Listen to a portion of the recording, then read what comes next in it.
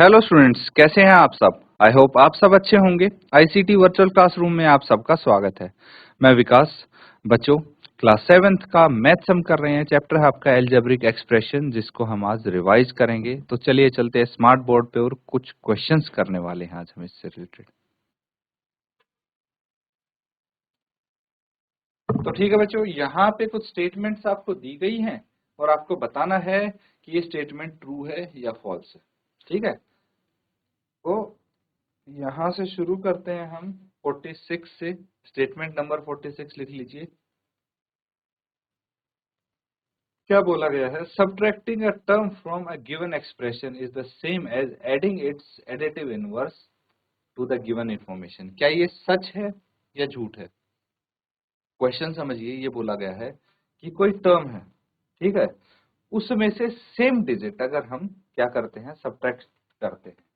Subtracting the same term from a given expression. एक expression है, उसमें से सेम टर्म हम सब्ट्रैक्ट करते हैं। जैसे ए है आपके पास यहाँ पे,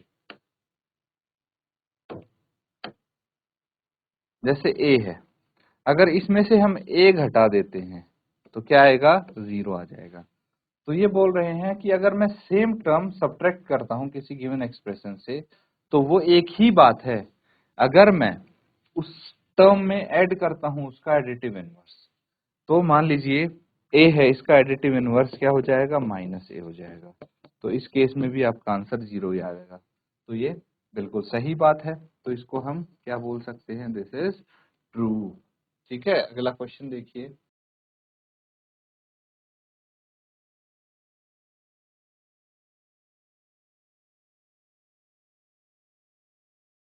अगला क्या है? 47। The total number of planets of sun can be denoted by variable n. तो आप मुझे बताइए कि टोटल प्लैनेट, ठीक है, टोटल प्लैनेट सन के अराउंड जितने हैं उनको हम n से, एक वेरिएबल n लेके उससे डिनोट कर सकते हैं। क्या ये ट्रू है या फॉल्स? थोड़ा सोच के देखिए, फिर मुझे आंसर दीजिए आप।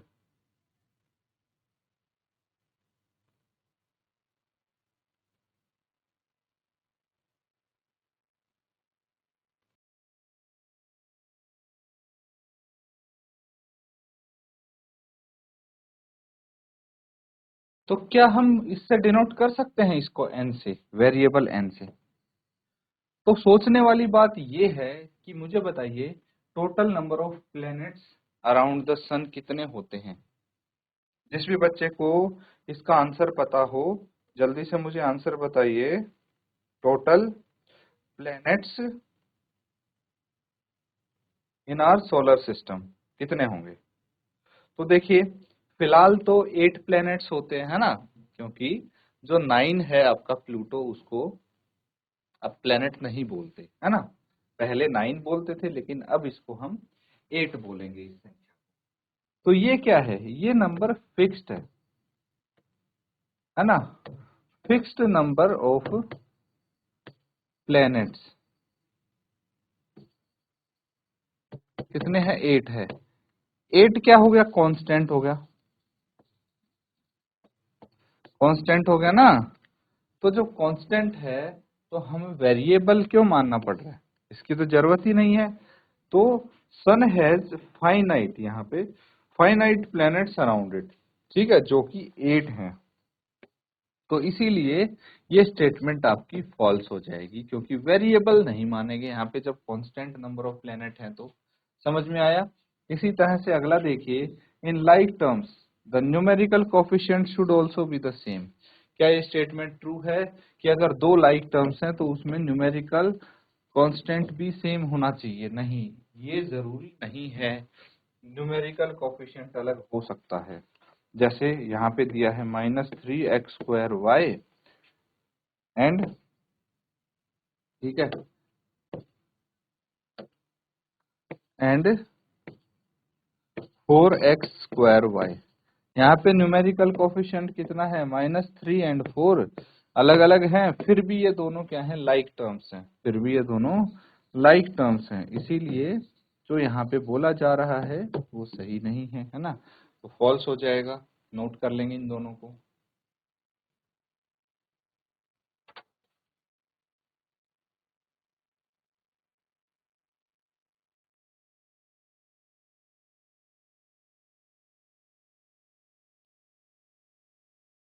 ठीक है, अगला देखिए।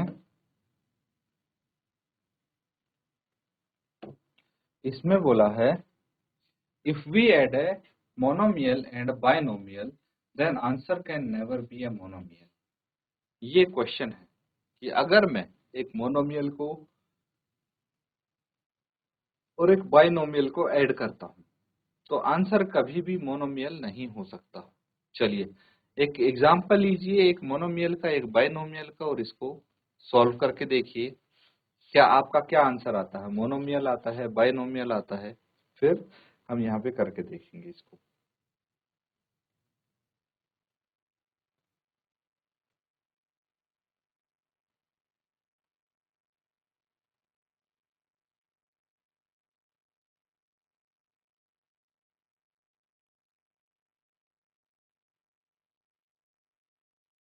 तो बच्चों ये पहले मैं बता दूं कि ये फॉल्स होना चाहिए। एक मोनोमियल है, बाइनोमियल है। बाइनोमियल मान लीजिए आपके पास है -3x² प्लस 4y, ये बाइनोमियल। ठीक है, अगर तो मैं इसमें जोड़ता हूं, ऐड करता हूं, एंड एक मोनोमियल है जिसको हम मान लेते हैं 4y। अगर हम इन दोनों को जोड़ते हैं, ऐड करते हैं, तो क्या आंसर आता है आपका, -3x² plus 4y plus 4y, और ये हो जाएगा -3x² प्लस 8y। बिल्कुल लाइक टर्म से ऐड कर दिया, ये बाइनोमियल ही आ गया। तो ठीक है, अगर सिर्फ ये आंसर देखें तो इसके अकॉर्डिंग तो ये करेक्ट है स्टेटमेंट। लेकिन अगर मैं इसमें थोड़ा सा चेंज कर दूं और मैं यहाँ पे कर दूं -4y, अब इन दोनों को ऐड करिए, -3x² plus 4y plus -4y। ठीक है, -4y क्या आ जाएगा, -3x² plus 4y minus 4y is equal to, ये आपस में 0 आ गए, तो -3x²y। ये क्या है, दिस इज अ मोनोमियल। तो अभी तो हमने एक मोनोमियल और बाइनोमियल को ऐड किया, फिर भी हमारे पास आंसर मोनोमियल आ गया। तो ये कैन नेवर बी जो बोला है, इसकी वजह से स्टेटमेंट को फॉल्स लिखना पड़ेगा हमें। तो नोट कर लीजिए इसको।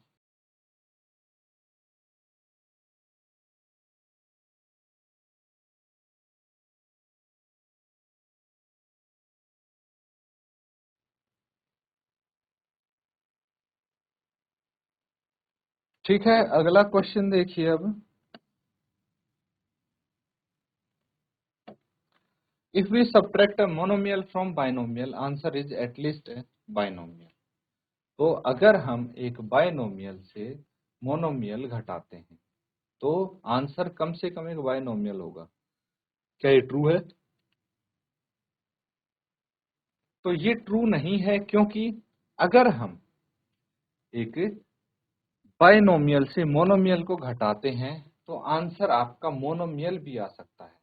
तो अगर इसकी जगह, बाइनोमियल की जगह यहाँ पे मोनोमियल लिखा होता तब तो हम सही बोल सकते थे, लेकिन अभी फिलहाल के लिए ये स्टेटमेंट फॉल्स हो जाएगी। ठीक है, नोट कर लेंगे। अगला देखिए, next part. When we subtract a monomial from a trinomial, अगर एक ट्राइनोमियल से मोनोमियल सब्ट्रैक्ट करते हैं then answer can be a polynomial. ये बिल्कुल करेक्ट होगा। ठीक है, ट्रू होगा। भाई पॉलिनोमियल क्या होते हैं? पॉलिनोमियल वो होते हैं जिसमें एक या उससे अधिक टर्म हो। पॉलिनोमियल मोनोमियल भी होते हैं, मोनोमियल, बाइनोमियल, ट्राइनोमियल, सारे ही पॉलिनोमियल की कैटेगरी में आते हैं। तो अगर हम किसी ट्राइनोमियल से एक मोनोमियल को घटाएंगे तो किसी भी टाइप का पॉलिनोमियल हमें मिल सकता है, मोनोमियल, बाइनोमियल, ट्राइनोमियल, तो इसीलिए एक पॉलिनोमियल तो आएगा ही, तो हम बोल सकते हैं ये ट्रू है। When we add a monomial and trinomial, ठीक है, जब एक मोनोमियल को और एक ट्राइनोमियल को ऐड करते हैं then answer can be a monomial. ये आपको बताना है कि अगर एक मोनोमियल और ट्राइनोमियल को अगर हम ऐड करेंगे तो आंसर एक मोनोमियल आ सकता है। क्या ये ट्रू है या फॉल्स स्टेटमेंट? जल्दी से नोट करके आंसर देंगे।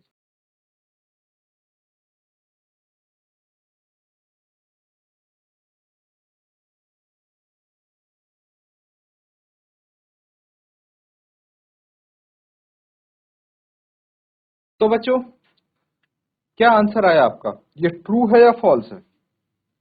आई थिंक आपका फॉल्स ही आया होगा, है ना।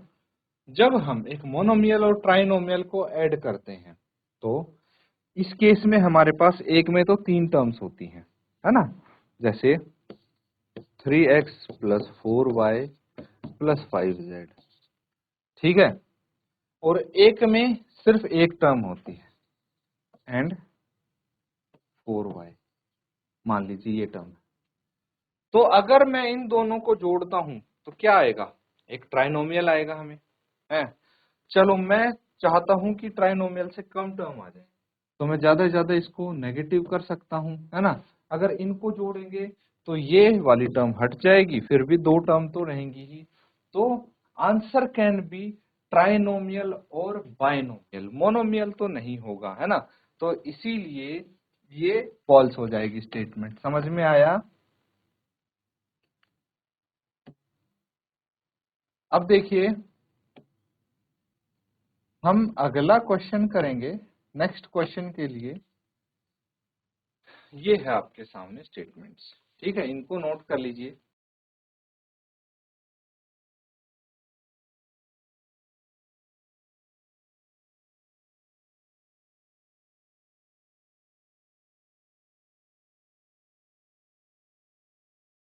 तो अब आपको क्या बोला गया है?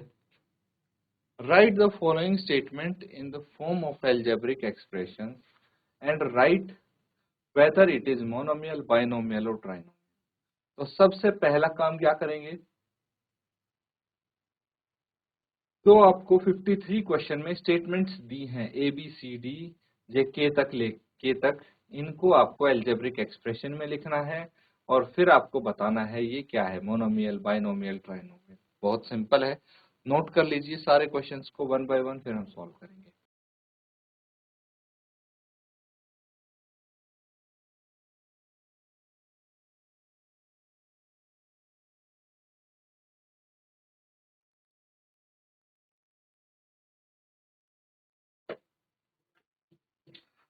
ठीक है, चलिए वन बाय वन इनको सॉल्व कर लेते हैं। अब देखिए सबसे पहले part A, x is multiplied by itself, x को खुद से मल्टीप्लाई करो तो क्या आ जाएगा? एक्स स्क्वायर आ जाएगा, and then added to product of x and y। x and y की प्रोडक्ट क्या होगी? एक्स वाई, और इसको आप एक्स स्क्वायर में ऐड कर देंगे तो ये आपके पास आ जाएगा एक्सप्रेशन। ये कैसा है एक्सप्रेशन? है binomial, this is binomial polynomial, है ना। इसी तरह से पार्ट बी देखिए, 3 times of p and 2 times of q, ठीक है। p को 3 गुना कर दिया, q को 2 गुना कर दिया, तो कितना आ गया? 3 टाइम्स ऑफ p 3p, और 2 टाइम्स ऑफ q 2q आ गया, ठीक है। इन दोनों को कर दिया मल्टीप्लाई, कितना आ जाएगा? 3 इंटू 2 6 pq। फिर क्या कर दिया? देन सब्ट्रैक्टेड फ्रॉम r, और उसके बाद इसको r से सब्ट्रैक्ट कर दिया तो r माइनस 6 pq आ जाएगा। ये क्या है? बाइनोमियल,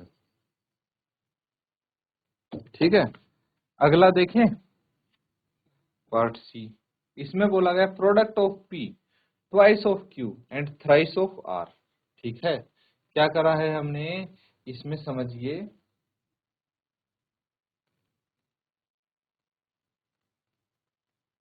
प्रोडक्ट की है हमने, किस किस की प्रोडक्ट की है? Product of p, p twice of Q यानी 2q और थ्राइस ऑफ r यानी 3r, इन सब की प्रोडक्ट करके क्या आ जाएगा 2 इंटू 3 6 p q r। ये क्या है मोनोमियल, तो इसको मोनोमियल लिख देंगे यहाँ पे। डी देखिए sum of product of A and B,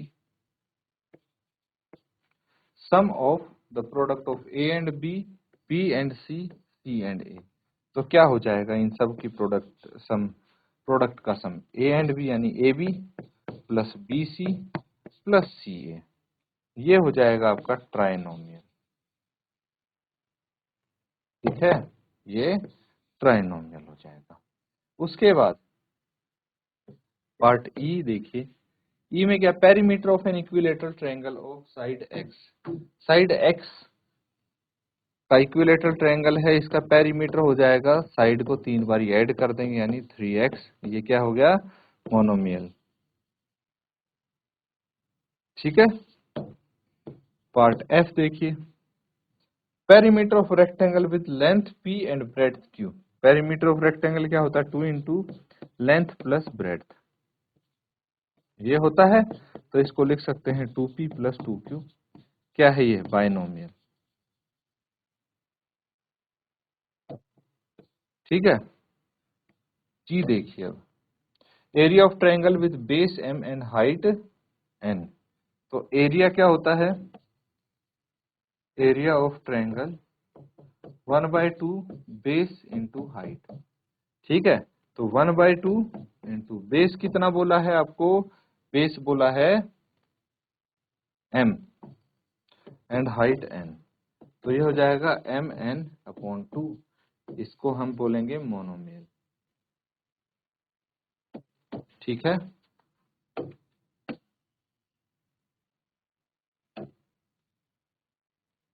फिर अगला क्या है h। ठीक है, चलिए यहां तक नोट कीजिए फिर आगे करेंगे।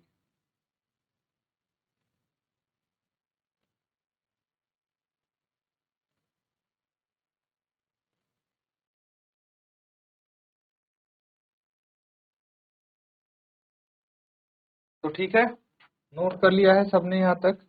देखिए पार्ट जी तक हमने कर लिया है, इसके बाद अगला देखेंगे पार्ट एच। यहाँ पे बोला है area of a square with side x. तो एरिया क्या होता है, area of square is equal to side into side, यही होता है। तो साइड इंटू साइड यानी एक्स इंटू एक्स, ये क्या हो गया एक्स स्क्वायर, तो ये क्या है मोनोमियल। ठीक है, आई देखिए cube of S subtracted from cube of T, T का क्यूब यानी टी की पावर 3 और इसमें से घटाना है एस की पावर 3, क्या हो गया ये बाइनोमियल।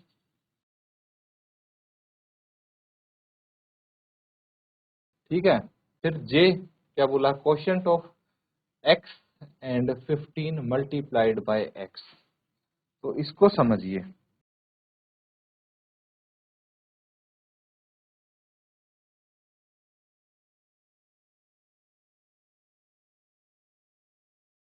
ये बोला है कोशेंट, कोशेंट मतलब इनका जो आंसर आया है इसका ऑफ एक्स एंड 15, ठीक है, मल्टीप्लाइड बाय एक्स, तो क्या हो जाएगा ये आपको बताना है। तो इनका सबसे पहले तो ये देखिए कि कोशेंट क्या होगा। ठीक है,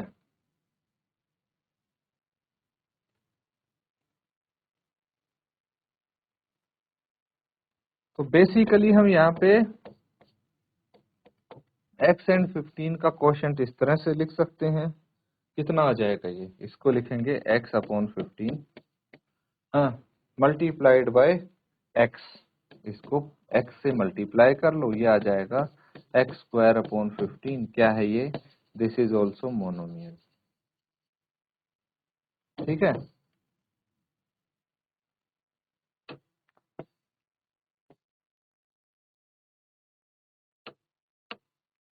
अगला देखिए, के sum of square of x and cube of z is, x का स्क्वायर क्या हो जाएगा, x स्क्वायर, और z का cube z cube, this is binomial. ठीक है, 2 times q subtracted from cube of p। तो अगर हम 2 टाइम्स क्यूब ऑफ q करते हैं तो q की पावर 3 आ जाएगी, इसमें से ट्वाइस q घटाना है, तो ये भी बाइनोमियल हो जाएगा। नोट कर लेंगे इसको।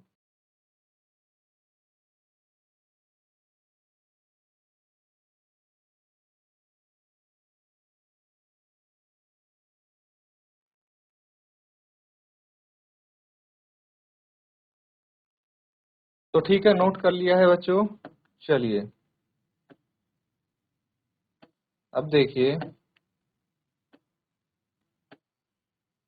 यहाँ पे क्या बोला गया है हमें, right the coefficient of x square, ये 54 में, इन द फॉलोइंग।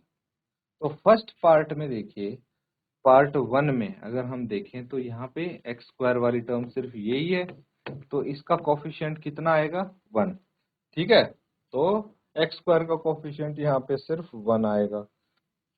अगर हम सेकंड पार्ट में देखते हैं, ये एक्स क्यूब है, एक्स स्क्वायर खाली ये है, तो -2 इसका कोफिशिएंट आ गया। ठीक है, इसी तरह से बाकी के दो भी बताइए, एक्स स्क्वायर का कोफिशिएंट क्या होगा।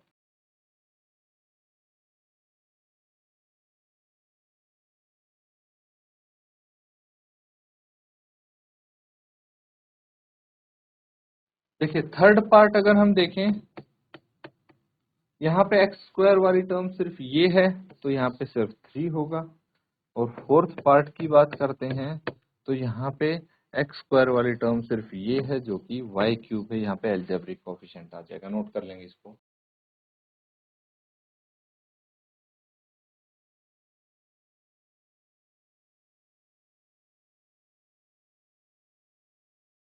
स्टूडेंट्स, जो हमने क्वेश्चन किए हैं उनको आप रिवाइज जरूर करें घर पे। उम्मीद करता हूँ अच्छे से आपने नोट किया है, समझा है। इसी के साथ आज का सेशन एंड करेंगे। Thank you and have a nice day.